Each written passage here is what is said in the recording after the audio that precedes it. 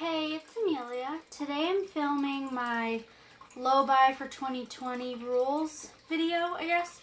I tried to do a no buy finale for 2019 in the same video as this before, and it was a hot mess. I'm thinking that video is going to go up first, but I already filmed this part, and it was out of focus the entire time. I'm like 99% sure it's fine this time, but we'll see.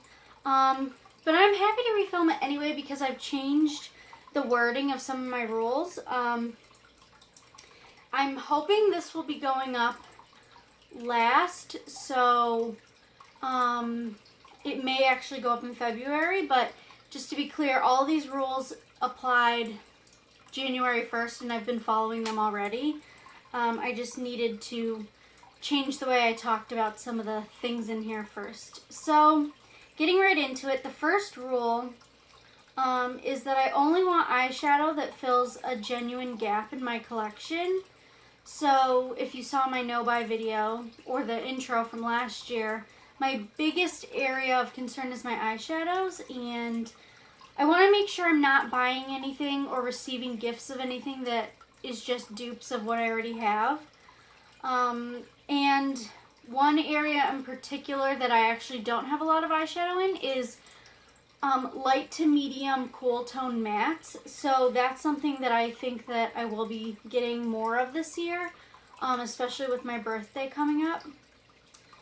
My second rule is if there are many palettes I'm genuinely interested in, I can only get one to be purchased or gifted to me. I'm going to put a better wording in the description because I'm reading off my old notes and trying to change it as I go, but basically I can't buy or receive more than one palette this year, although my goal is to not have any.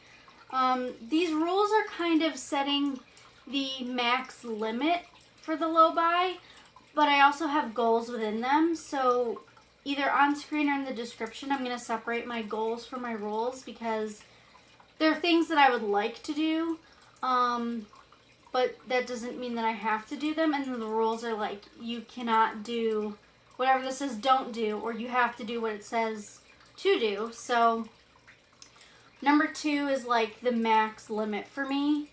And number 1 is also kind of a goal, but still considered a rule for me, so I have to follow that. Number 3 is more of a goal, which is to keep track of spending and savings, especially with regard to categories. I already keep track of my finances, so by this I just mean pay attention to how much is going towards beauty stuff. And just for me personally, I already have a budget in mind based on my income of what I feel comfortable spending, and it's not a lot per month that I want to spend on beauty stuff. So that's sort of just there. I'm going to do it anyway, but I wanted it in writing that I need to make sure I'm doing that so I don't end up at my finale wondering how I spent so much money, because I know that I don't really need any more makeup. And I want to make sure I'm not getting, like, obviously I wouldn't go into debt, but, like, you know, spending way too much money than I should on makeup for whatever reason.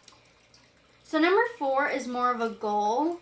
In addition to makeup wish list items, keep a list of general wish list items and non-physical things I could invest in. So the reason I put that as a goal slash rule is I tend to have my sights set on a makeup item that I really want, like a palette or eyeshadows or something or other, and then I save up for it, spend money on it, and then realize, oh, there was actually that other thing I really wanted. So one of the things I really wanted for Christmas this year was my plant stand over there, and I wanted to make sure things like that get into my wish list. I don't know how to phrase it, because it's not that I have to get them if I'm asking for them, but I would like them to be more top priority, and depending on how I feel about those items, maybe not asking for certain makeup things that I normally would have. Another thing, so I actually got a birthday gift early. So one of the things I wanted for my birthday that I wanted to make sure I got over makeup was an organizer for my earrings because I had been keeping them in a snack bag. I just have a lot of studs and I needed a place to put them. So I got this. The reason that I was able to open it early is because I really needed a place to put them. And the person that gave it to me didn't mind. So that rule might not make sense for other people, but for me it's important to have things like that or my plant stand. I want those to really get on the list. And I feel the reason I had to make that a rule is I feel like in previous years, my entire wish list would be makeup.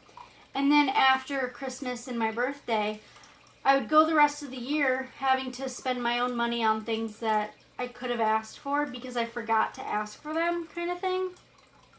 That was a long explanation, but that is the rule, is that I just want to be cognizant of those other things and actually ask for them when the time comes. Rule number 5 is unless the perfect palette is being released for a very limited time or limited stock, wait at least a week before placing an order / buying. So my thoughts on that are just, I don't want to see a palette, decide that I love it, and then feel pressured into buying it immediately. I feel like with the Smoke Show palette from ColourPop, I had no idea if it was going to be limited edition or not, and I really wanted it. So I bought it within a few days, and as much as I like that palette, I wonder if I would have bought it if I had waited a week. And the reason I put unless the perfect palette is I really know what I use and what I love, and if a palette comes out that's exactly what I want in the formula I want, and they're like, oh, it's limited stock, in that case, I'm not going to wait a week just as like an exercise and whatever. Like, if I know that it's really what I want to get it. But if it's the perfect palette and not super limited, or if it's not perfect, then I want, when it's that, other than the perfect scenario where it's extremely limited, I want to give myself a week to sit with those feelings of wanting it and see if they go away, because typically they do. So that's what that rule is about, is just like, I feel like it's very easy to want to buy something immediately, and all the hype and everything surrounding it just makes you feel like you have to get it right away, and you normally don't. So that's what that rule is about. But I really don't think that any brand is going to come out with my perfect palette, because most people don't like to wear very cool tones every day. And a lot of cool tone palettes that come out, including the Smoke Show, lean darker. So it's still not the perfect palette for me because I need those light to medium cool shades in there. And on top of that, going back to rule number 1, it would need to fill a gap in my eyeshadow collection anyway. So I guess the perfect palette would have to also fill all the gaps in my collection. If it's just a palette of dupes to things I love already, then even if it's my perfect palette, if I already have it in my collection, I don't need to buy it again in a different formula or whatever. Rule number 6 is more of a goal, and I've kind of achieved it last year, but I wanted to continue on it, which is to get comfortable decluttering more makeup and beauty products. Last year I decluttered some eyeshadows, some lipsticks, and I think a few other products, and that really helped with my inventory numbers, and I don't regret getting rid of any of the things that I got rid of. I actually did more makeup swaps than decluttering, but I feel like I'm still not comfortable with it enough where I tend to hold on to things or try to pan things I don't really need to hold on to. So it might not come up, which is why it's a goal more than a rule, is that I don't have to declutter anything this year if I'm not interested in it, if I don't have anything I feel I need to declutter. but I would like to really push myself to think about why I'm keeping the things I'm keeping if the opportunity arises to get rid of something. So that's my goal. Number, I think, 7. This is a rule, not a goal. This is just strictly no acrylic nails for this year. I wore acrylics from August through sometime in December. And then I got them taken off. Well, I took them off myself, and that was probably not a good idea. But I did it anyway. And it just, I don't want to say it destroyed my nails, but my nails are not happy. And I just realized I, for work, need shorter nails. And getting them done every 3 to 4 weeks and paying someone to basically give me nails that are only slightly longer than my natural nail, it just didn't make sense anymore, especially considering I'm trying to save money. So my rule for the rest of the year is to not get acrylics. Even if I wanted them, I would need to wait for it to grow out enough so the damage is gone, because currently, I don't think I'll be able to show you on camera, but like, it's grown out to like here-ish. So more than half of my nail, I would say 75% of my nails is like really just disgusting on top. My nails are very thin to begin with, just genetically. They're paper thin. And the acrylics really damaged the top layer. So they're even thinner than they used to be. They're more sensitive now. They seem to be growing out fine. The new nail doesn't look like, it didn't affect the nail bed or anything. So as the new nail grows out, it's fine. But I just think I need to just take better care of my nails so I can keep them growing maybe slightly longer. Like, this is very short. I would like them to be like right at least the top of the skin. And then just file them how I want, which I've never been able to do because they're so thin, but I think maybe just taking better care of them might help me achieve that. So that's a rule is no acrylics, and a goal is to take better care of my nails. I don't know if I'm going to film it this month, but I am doing Project Polish again. And it kind of coincides with this issue of my acrylic, like, I don't know, recovery. So I'll get into that in a different video. But I would also like to maybe declutter nail polish this year. Just throwing it out there. Number 8, I think. I have a 2 lipstick purchase/gift max outside of repurchasing favorites. However, I want to attempt to go without those favorites for a while in that situation. And additionally, gifts that are expected or unexpected and point perks/gifts with purchase from stores are included in that total of 2 lipsticks max. The reason I really need this rule is I didn't keep track of my lipstick buying last year. So towards the end of the year, I bought 2 NYX lipsticks, and I really liked that I did that because I got to go to the NYX store and swatch them and pick them out, and it was great. And they're colors I really like. But then as I was doing my end of the year wrap-up sort of thing, I realized that I had bought, I think, maybe 2 or 3 other lipsticks, or I had obtained them in some way. So even though in my mind I'm like, oh, 2 new lipsticks, that's not a lot. When I looked at the whole year, I got at least 5 new lipsticks, and I've been struggling with my lipstick inventory numbers for a while. So it's like, why did I do that when I'm trying to get my numbers down? I don't think my numbers went up significantly. I don't remember. And I've talked about this before. My lipstick goal is to be around 10 to 12 total. Not because I think that a higher number than that is a lot, but because I know myself and I know that I like to wear the same lipsticks every day, and it's usually like my favorite 5.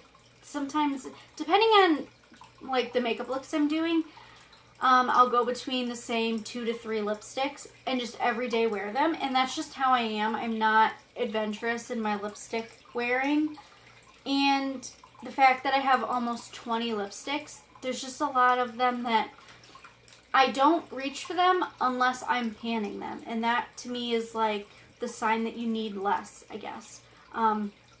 Everybody's different. Some people have way more than me and they're perfectly content with that, which is great. I just know for me, like, there's no reason I need dark taupe lipsticks, even though I have like 2 or 3 at the moment. I like them and I think they're pretty on me, but I don't reach for them. So if I have to force myself to reach for it, I don't really need to buy it. So, however, I don't want to do a no buy for lipstick because I know that that won't really work. I'm pretty sure I was on the lipstick no buy in 2019 if I look back at the rules, and yet I somehow ended up with a bunch of lipsticks. So clearly that didn't work. I think if I set a max, that will allow me to feel like I'm allowed to buy lipstick, but it also will make me more, not strict, but I guess particular about which ones I'm going to get. Whereas this year, because they were off limits and I was buying them anyway, it was sort of a free-for-all where if you're going to break the rules anyway, just buy whatever. But now it's like, I'm trying to stick to this rule, so I'm going to think about my purchases more. And hopefully I'll end up with 2 lipsticks that I really love. And if I finish some favorites and I want to repurchase them, that's fine. Because to me, that means my inventory doesn't change. If I finish, like, Retsina's discontinued, but my favorite lipstick from Bite Beauty and Retsina, if I was able to finish that and buy a new one, it wouldn't make a difference in the inventory. That number would stay the same. So, and it would keep me happy. So I feel like that's a good way to go about it. But I would also like to go without them for a while because I noticed there are some lipsticks on my wish list that I was going to repurchase last year. I just never got around to it because I forgot about them. And then I went back and looked at the list I had written of the ones I wanted. And it's like, I don't want those anymore. So sometimes favorites stop being favorites if you don't use them for a while and use other things. My next rule is, okay, so I think this is rule number 9. I am not at all buying highlighter or blush until they're all used up, and that does not include highlighter and blush that I receive in swaps or unexpected gifts. So somebody gives me a gift or I swap makeup and I end up with another highlighter or blush, you know, it's whatever, but I'm not going to go out of my way to buy them because I can't go through blush quickly or highlighter. It took me a year to hit pan on a highlighter, and it's taken me, I actually will probably talk about this more in a different video, but I got for Christmas, I believe in 2014, the Hourglass Blush Trio Palette. I believe it was 2014, it could be wrong. I'm still working on those blushes. There's one left. One of them I decluttered, so I finished one of the 3, and I'm still working on the second. And it's just taking a long time. I do not need more blush. I probably have enough blush for the next decade, so I'm good on that. And highlighter just takes a long time, so I'm not interested in buying more, so I'm just not going to. It's just a rule I'm not asking for. I'm not buying it. It's whatever. Number 10 is I can only repurchase all of these categories that I'm about to list off. So setting powder, eye primer, brows, mascara, liner, concealer, foundation, lip gloss, and contour. So that's 9 categories where I'm only repurchasing. And in addition to that, rule number, is this 11? I'm not buying face primer at all. That's a complete no buy. Whereas number 10 is things that I can repurchase when I run out. Basically, all of those categories I don't have problems with, and I am pretty much on a repurchase only rule for them in general. Like it's less of a rule and more of just like how my lifestyle is now with that part of my makeup collection. It's really the lipstick and eyeshadow that's a problem for me. So those are all my rules. I didn't want to go too in depth on all of them, even though I kind of did, because I didn't want this video to be 40 minutes long. So let me know what your rules are for the year and what you think of mine. I tried to look at how my 2019 no buy went and make rules that reflected what went well with that and what didn't. And a lot of things did not work in the no buy, so I'm trying to correct those this time. I think what I'm going to do is halfway through the year do an update and show you what I've purchased, if anything, or what I've been given a gift of. For the eyeshadows, I don't know if I wrote it down. My goal is to have only single shadows eventually because I'm just done with palettes. They just are never exactly what I want. So for my birthday, I am going to ask for 1 or 2 single shadows from, I think it's Lethal Cosmetics. I'm going to put a picture of the ones I want. I'm hoping that outside of that I won't be asking for any, but I may ask for more for Christmas. Oh, my matte brow bone highlight shade I'm going to have to get more of. But my goal is to only get a couple, I want to say less than 5 single shadows this year and hopefully no palettes. But my rules are limiting me to 1 palette.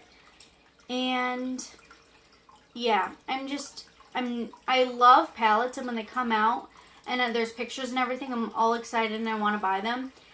And very rarely do I buy a palette and love every single shade in it. And, you know, it's just, palettes are fun and palettes seem like a good investment until you have so much eyeshadow that it takes you years to finish them. I feel like on average I finish 10 eyeshadows in a year. And since I have, I think, 83 eyeshadows right now, that should take me a little over 8 years, so about 9 years worth of eyeshadow. And I just don't want to add to that with another 10 eyeshadow palette. You know, like 10 pan or more shadow palette is going to bring my number up to at least a decade. So this year I'm hoping to pan more than 10 with my Pan That palette, which is very exciting. I already have progress and it's not even the end of January. So yeah, I'm trying to get through what I have so that when I do want to buy a palette again, maybe in the future, I don't have to worry about it expiring because I have years and years worth of product. I would like to get down to, my dream goal is to have my custom palette that I got from an Etsy brand as a gift. I would like to fill that with, I think it holds 40 eyeshadows, so 40 of my favorite single shadows.